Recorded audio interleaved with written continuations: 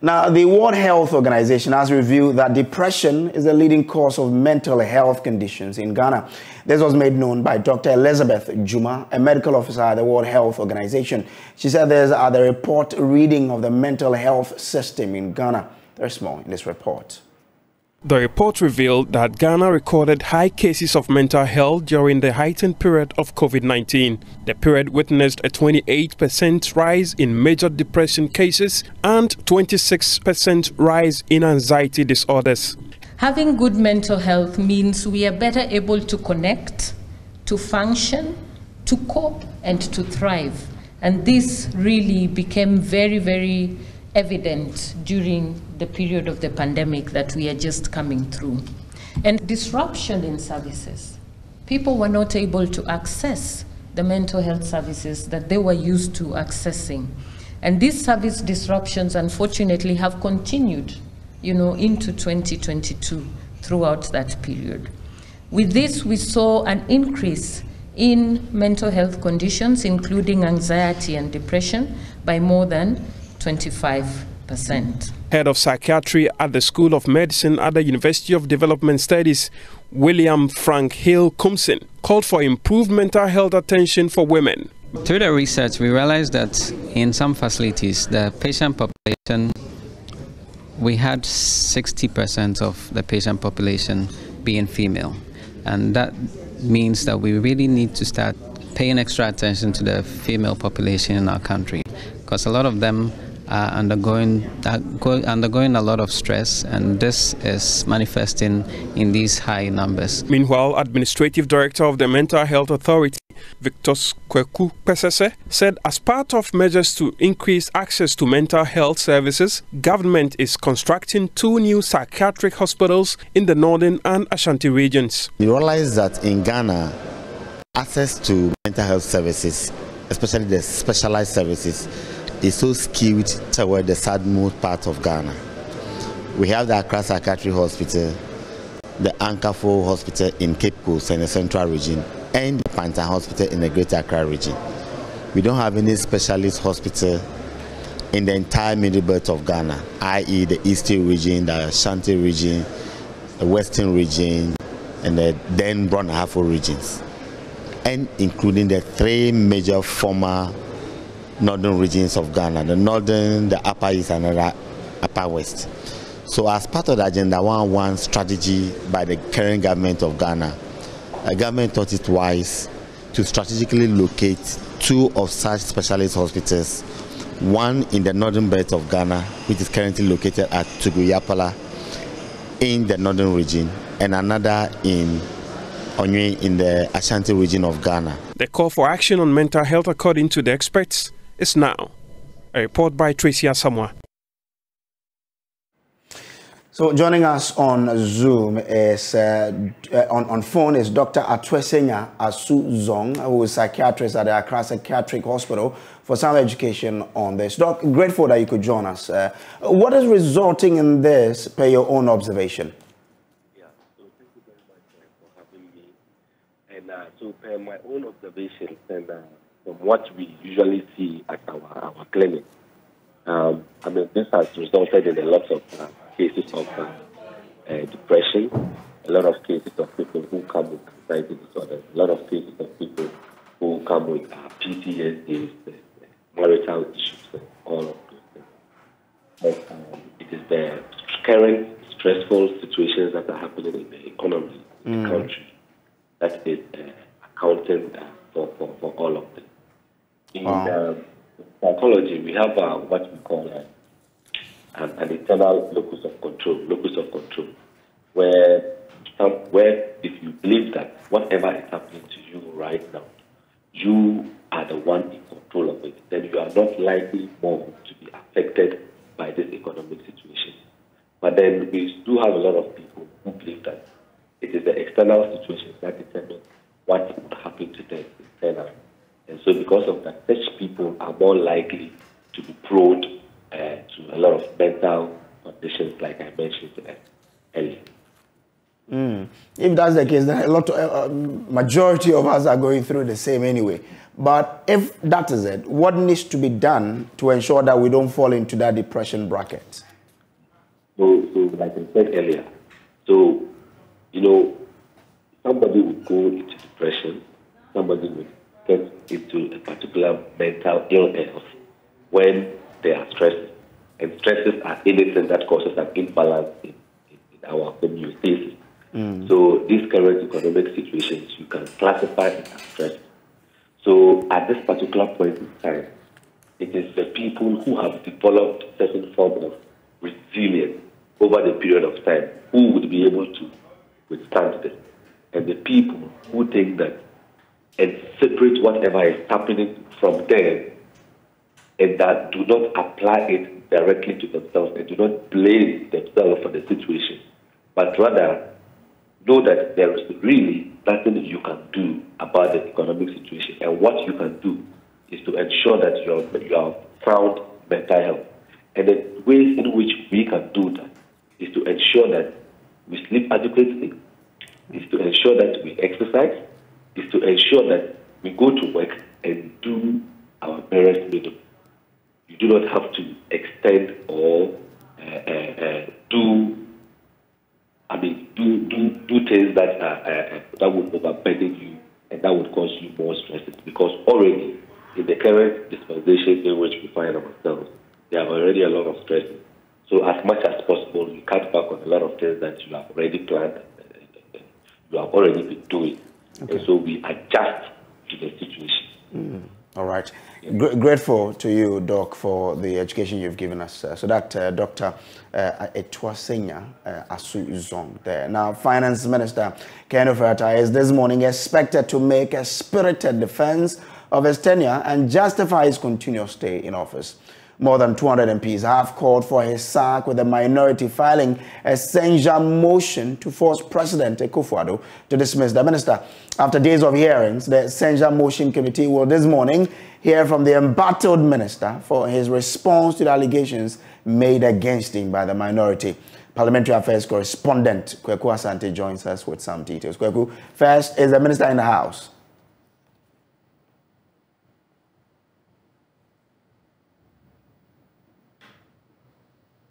Yet, but you can see behind me some traditional leaders believed to be from the area of the minister who have come in to offer moral support to the minister. This is the first time we are seeing, since this committee started, this number of traditional leaders and other people who are ordinarily not part of the committee hearings, who are all making appearance at the committee today. I've also seen just be in front of me the defense minister, the transport minister, deputy minister for energy, a number of top government ministers who all of them ordinarily are not sitting but have come today to offer some perspectives on this. So very soon we expect that the finance minister, who we know is already in the precincts of Parliament, to file into the committee room to provide answers to the committee and also respond specifically to the allegations that have now been made against him by the minority. All right, now there's a letter from the committee to the minister in respect of the hearings yesterday. What does it say?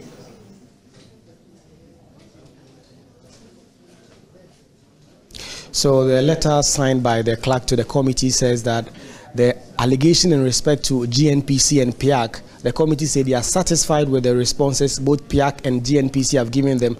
That has to do with the allegation that the minister illegally transferred into some foreign offshore account some 100 million cedis that should have been in the Petroleum Holding Fund. They expect that the finance minister should not provide any responses to that because they say they are satisfied. So, Brace, let me try and speak to some of the traditional leaders who have come in here to offer some support to the minister. Nana Michel. Nana, please, this is JoyNews. I wanted to know the support you want to offer the minister today. Yeah, we are from Achim. We are here to support our brother, period. So he says they don't want to say much, but that they are from the Achim and they are here to support the finance minister from these allegations that the minority have been making against him.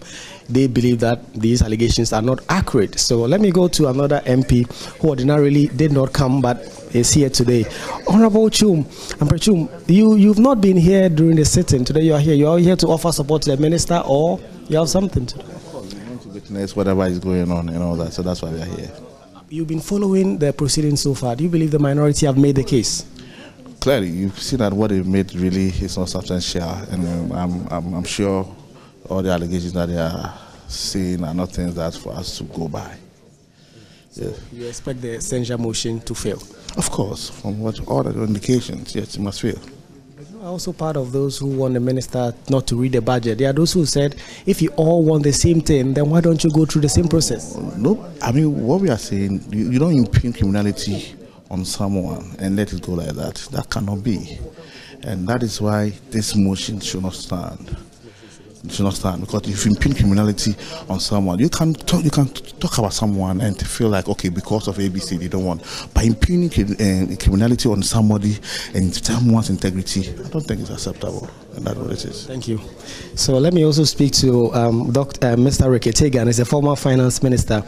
Sir, do you believe a former deputy finance minister, do you believe the case has been made against the finance minister from the proceedings?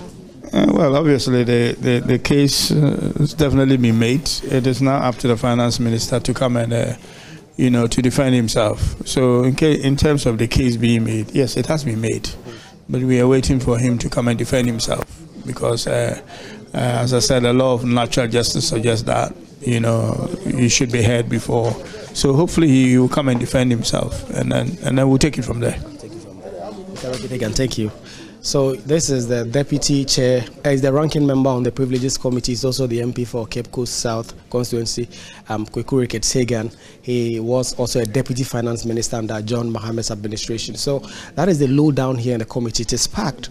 The committee have sat for a while. It hasn't been this packed. We've seen officials from the finance ministry, officials from the presidency, traditional leaders, MPs, the transport minister, the defense minister, a number of people all here this morning for this very crucial hearing at which Finance Minister Ken Ofori-Atta is expected to defend himself against the grounds listed in the censure motion of the minority brace. All right, so that's Kweku Asante from Parliament. We'll be there live to bring you whatever will be happening there here on JoyNews. So stay with us for the comprehensive coverage of the hearing this morning. Now, the Institution of Engineering and Technology, Ghana, has expressed disappointment in the halt of demolition of structures at the Sakumono Ramsar site. President of IET, Henry Kojo Boateng, says the regularization of stay by government is a threat to human life and existence. He made that statement at the induction of new engineers into the profession. There's more in this report.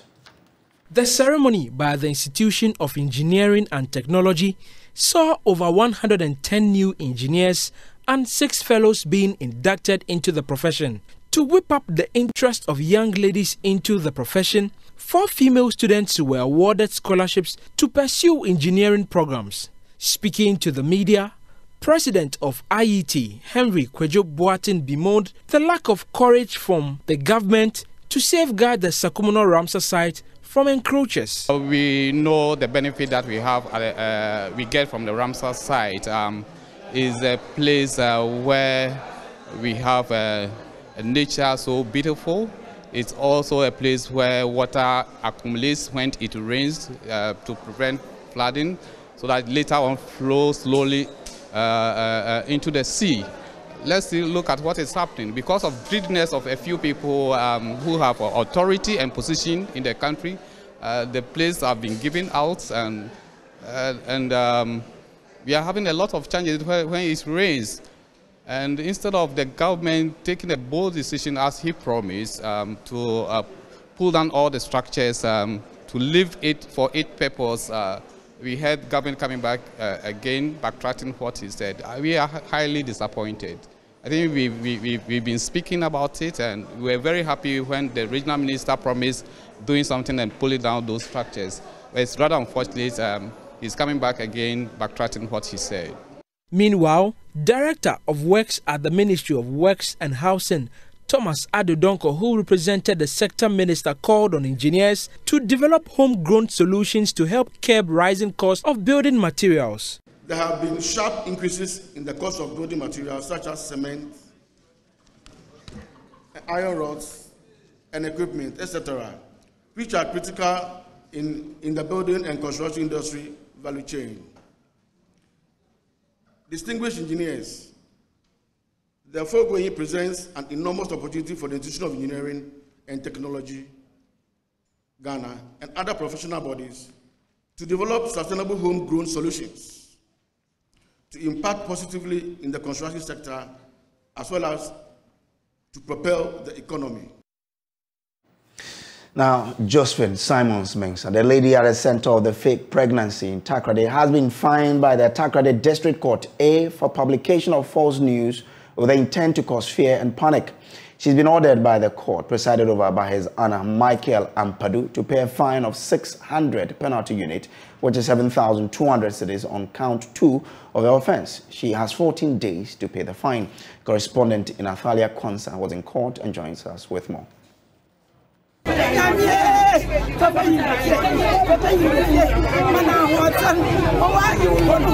Yes, boss. Okay.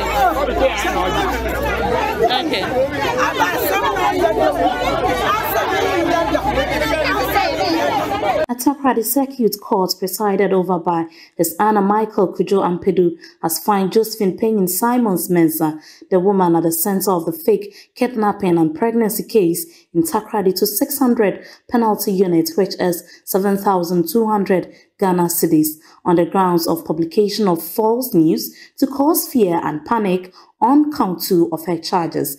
Before her judgment was read today, she was charged with 2 counts of deceiving a public officer contrary to Section 251B of the Criminal Offence Act and publication of false news with intent to cause fear and panic contrary to Section 208 subsection 1 of the Criminal Offence Act. His Honor Michael Kojo Ampadu, reading her judgment in court, explained that she should have been given a 3-year jail sentence to deter others from her act, but for her current state of pregnancy, which has been proven by doctors at the Takoradi Hospital, she can't be jailed. He explained that the law says you cannot sentence a pregnant person to prison. On the first charge against her, which is deceiving of public officer, the courts acquitted her on the grounds that the law demands that the complainant of the case should be a police officer and the deceit extended to the officer whilst executing an official duty. But in this case, the complainant was Michael Simons, husband of the accused. For JoyNews, in Athalia Kwanzaa, Western Region.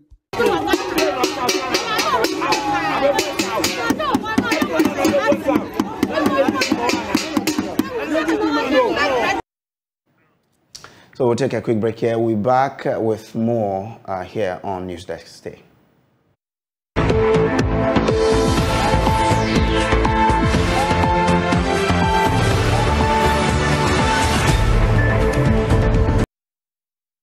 Now, welcome back from the break. Now, the Environmental Protection Agency has charged the company operating close to the bank of the Fulani Lake at Ashiye in the Adenta municipality to, as a matter of urgency, improve the quality of the water.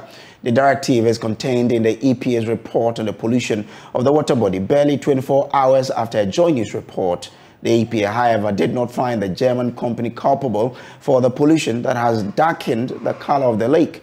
We'll bring you details of the EPA's report shortly. But first, listen to some residents who are angered by the pollution of what they say is the sole water source they use for domestic purposes and consumption. They also claim aquatic life in the lake has been destroyed and are demanding action.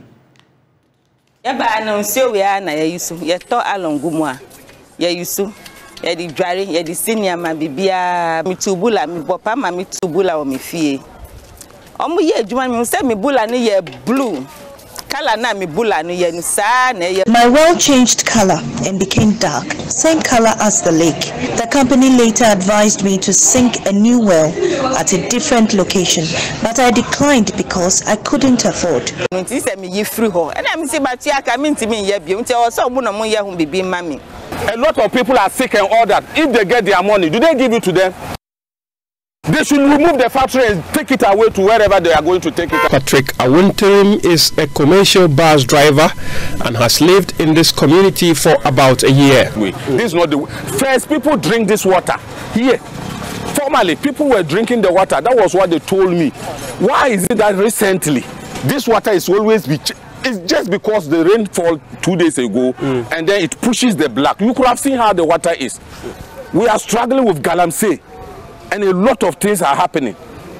Do you understand? We are not supposed to be living. The galamsey is spoiling the water everywhere. If I have my will, I will tell the president to shoot at sight, from the air, ground, side and side, everywhere. Kill, straightforward. Emmanuel Kwe is a chief water supplier in the Ashiye enclave.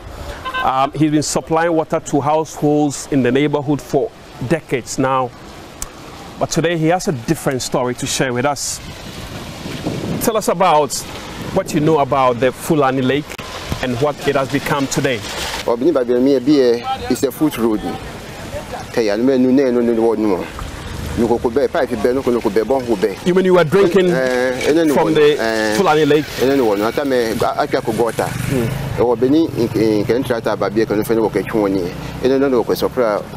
So you brought in your tractor and you were supplying water in the neighborhood from the Fulani Lake? Yeah, from the Fulani Lake. Well, never can be a company by beer. Below by no cocoa woman. They can do about feeding. What has become of your business now? What has supply business?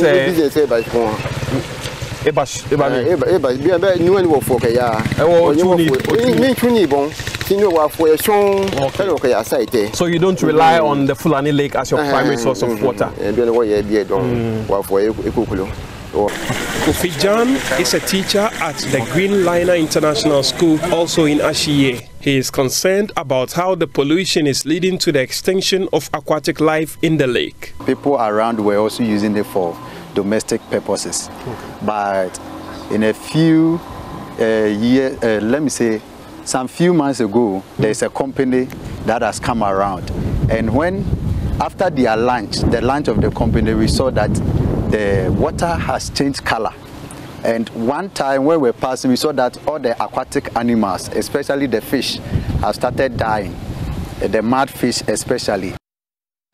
So you heard resident of Ashiye speaking there in a report put together by my colleague Latif Idris. Now the EPA has conducted studies on the water body and we've had access to the report. Now the EPA says the water quality of the pond was unsatisfactory. Blackish coloration of the pond was only observed at the shoreline of the pond. Findings from the preliminary investigation are not sufficient to conclusively determine the cause of the colorization of the pond. Mark Bocheme Ghana Limited Company does not discharge its effluent into the pond. That's what the EPA is saying. Now again, the EPA says alleged coloration cannot be attributed to the company because it does not discharge its effluent into the pond. Now, as a matter of urgency, the company and residents within the environs of the Ashiye should report to the agency any observed colorization of the pond for prompt action. Mark Bucheme Ghana Limited Company should help in improving the quality of the water of the pond as part of its corporate social responsibility. So that's the report coming from the EPA there. Now, the Chief Executive Officer of the Design and Technology Institute, Constance Swanika, has announced that the institution is relocating from Mempiasem to Brekusu due to the increase in enrollment. Speaking at DTI's third graduation ceremony at the Nubike Foundation, she indicated that the ceremony wasn't held on campus because of their population size. There's more in the following report. The Design and Technology Institute prides itself as being Ghana's first privately accredited technical and vocational education and training institute. The institution is an inclusive creative space for all members of its community, regardless of one's background. Within 3 years of its establishment, the institution has increased its population from 32 to 200. The development, according to the Chief Executive Officer of the Institute, is the reason behind the relocation. The change of venue from our small 1.5-acre campus at Mempiasem to this place has been necessitated by the fact that DTI has grown. From an initial cohort of 32 learners in 2019, we now have 227 learners. This is an explosive growth of over 600% in just 3 years. This is staggering and has come about as a result of the hard work of the entire DTI team, as well as the program offerings and the talent and dedication of our learners. It is my pleasure to inform you that DTI is relocating from our campus to a new 10-acre campus at Brekusu, opposite the Aseshi University. To cope with the increased numbers, this has been made possible to CIFA and KFW, who are providing an amount of 1.8 million euros towards phase 1 of the construction, and an amount of 700,000 euros to purchase equipment. Our new campus has space for an industrial park, and we hope several Ghanaian companies will set up there to take advantage of our trained and skilled learners, as well as our Center of Excellence and our Material Science Library. In his address, former senior partner manager of Twitter Africa, Bernard Kafui, urged the graduates to be determined and chase their dreams. Growing up, it was quite demoralizing being a creative and design student, or any technical or vocational course that required you to use your hands. It was the norm to be looked down upon by our peers, and even sometimes our parents. The dream of most parents was for their child to become a medical doctor, lawyer, or a banker. That night at the shed was one of the many moments I felt discouraged, inferior to my mates, to the point where I began to question if the path I chose will get me somewhere in the future. But as time advanced, I came to realize that if there is one thing the world cannot do without, it's creativity, design, and technology. Think about this for a second. Whenever we watch any futuristic movie, or a movie that attempts to depict the future, the only obvious thing that is used to portray that the world is improving and advancing is modern design and technological advancements. Whether in the hospitals, banks, or law courts, every aspect of life in a futuristic movie is depicted to be advanced by showing an improvement in cars, machinery, everyday tools, and appliances. As fast as the world is evolving, so must you also evolve to succeed. Today, I want to tell each one of you graduating from DTI that you have been equipped to succeed. Assistant head of the school, Abigail Mercio-Pong-Tete, happily announced that some DTI students are already making huge strides in various sectors of the Ghanaian economy. We are just 3 years old. This is the third graduation, but our students are sought after. They are all over. And like I mentioned, 3 of us, actually 4, they won awards. There was this sprint competition done by Impact Hub with Mana Mobility, by Siemens, and 8 of the 8 award winners, 3 came from DTI, and they competed against students from the universities, and our students stood tall amongst them. And then one of them also won a logo competition done by Mana Mobility, and he got a MacBook Pro as the prize. So our students are very good, and they are sought after all over.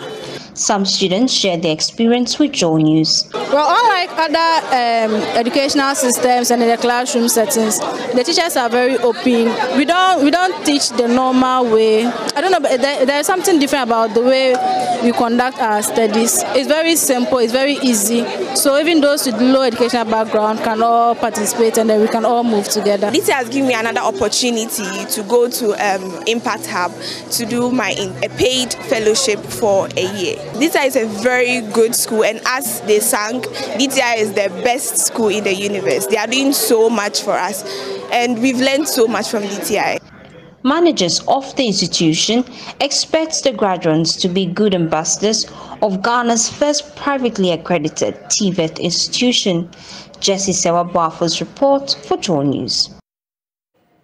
Now, Director General of the Ghana Health Service, Dr. Patrick Kuma Abuaje, has announced the rolling out of the second phase of the malaria vaccine implementation program in 51 districts across the 7 regions of Ghana. The program, according to him, is to help cut back on the level of malaria infection in the country. He was speaking at a media briefing under the theme Malaria Vaccine for Additional Protection. There's more in this report. A child dies every 2 minutes from malaria in Africa. That's according to the latest statistics of the World Health Organization. In Ghana, over 2,000 deaths are recorded annually, with 30% of admissions in hospitals daily. Ghana is among the 15 highest burden malaria countries in the world. The country has been working to reduce the spread of malaria with investments in the health sector. The Ghana Health Service in 2019 introduced the RTS vaccine for children between the ages 6 to 18 months to prevent severe malaria cases among children. So far, over 400,000 children in 42 districts have received doses of the vaccine within the first phase of vaccination. Piloting of the program, according to Dr. Patrick Kumar-Boaje, has now been extended to cover additional 51 districts. Recent advances in malaria vaccine development have increased the ability to protect young children against infection by one of the parasites causing malaria. The development of the RTS malaria vaccine by GlaxoSmithKline has increased confidence that a safe and efficacious vaccine could contribute to preventing malaria among children. Ladies and gentlemen, in Ghana, 42 districts in 7 out of the 16 administrative regions benefited from the malaria vaccine implementation program since 2019. The planned expansion of the RTS malaria vaccine will cover 93 districts, as I said earlier, across the following 7 regions: Ahafo, Bono, Bono East, Central, Oti, Upper East, and Volta. This vaccine expansion will be phased as follows.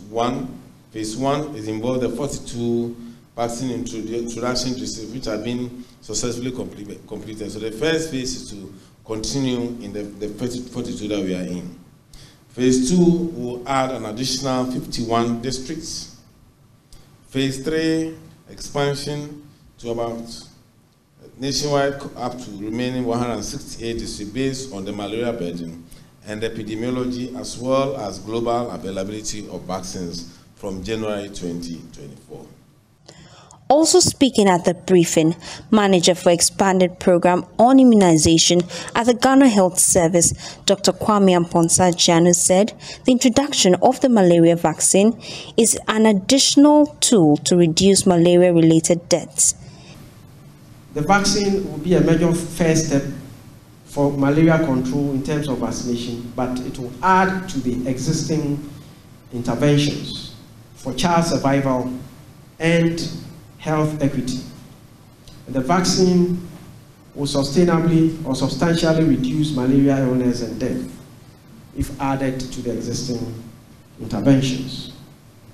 And if implemented broadly, we know that we could save tens of thousands of lives every year.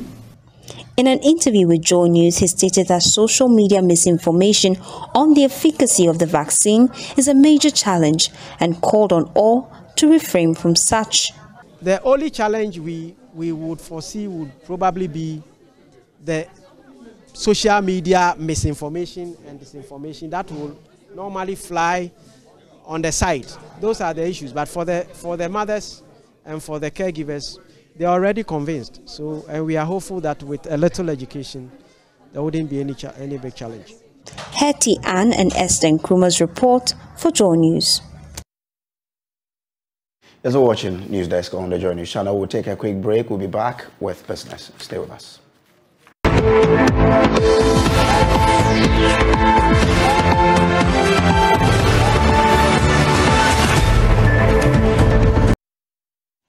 Hello, welcome to Business. My name is Darrell Kwao. The Aircraft Accident and Incident Investigation and Prevention Bureau has moved to meet timelines given by the International Civil Aviation Organization on Global Aeronautical Distress and Safety System Initiative. The Bureau, as a result, has engaged the services of a flight sciences company, Star Navigation Group Limited, to integrate an in-flight safety monitoring system to digitize the country's aviation safety checks. Also known as the STAR-isms, the sophisticated technology seeks to provide aerospace solutions, hardware and software that assist aviation operators worldwide. Here's more in this report. ICAO delayed its January 2021 date for its Global Aeronautical Distress and Safety System Initiative until 2023. Under the newly implemented 2-year postponement, the standard for the distress tracking element of the initiative will now be applicable as of January 2023 for new-built aircraft. Speaking to Joy Business at the West Africa Aviation Accident Prevention and Airline Performance Optimization Conference to sensitize stakeholders on the new Star ISMS technology, Acting Commissioner of AIB Ghana, Akwesi AJB Prempeh, said the innovation seeks to change the traditional way of investigating or preventing aircraft accidents. Very soon, this emerging technology will be a standard practices for all states to work on it. So as a nation, we have to make sure that we meet the standard recommended practice before it comes into a force. So this time around, we are training our airline operators on the preventive aspect using technology, at the same time telling our stakeholders that this is the trend that we have to go.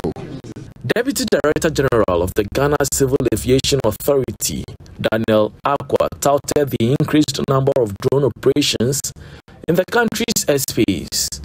Also known as RPAS, he said the technology is a key development in the aviation industry. Our government is hoping to create more green and circular jobs through the National Green Job Strategy over its 5 years of implementation. Director of Monitoring and Evaluation at the Ministry of Employment and Labour Relations, Gloria Botele-Noy, revealed that the ministry has taken receipt of a €17 million funding from the EU to commence a new Pact for Jobs program in 2023 under the Green Policy.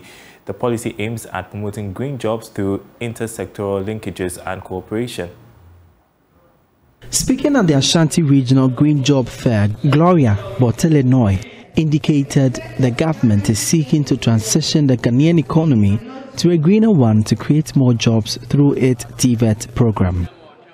The effect of climate change is real, and we cannot continue to do business the same way. The ministry is therefore promoting the Green Jobs agenda, where we seek to create or facilitate the creation of jobs that do not pose any harm to the environment and contribute to the reduction of emissions. We hope that by this approach, we will support the green or gradual transition of the Ghanaian economy to one that is green and sustainable for generations to come. The International Labour Organization, ILO, estimates that the green and circular economy has a potential to create over 24 million jobs. The EU has allocated 17 million euros under the new Pact for Job programs to expand the green skills development component of the National Green Job Strategy. The Green Job Fair brought together over 500 job seekers, employers, and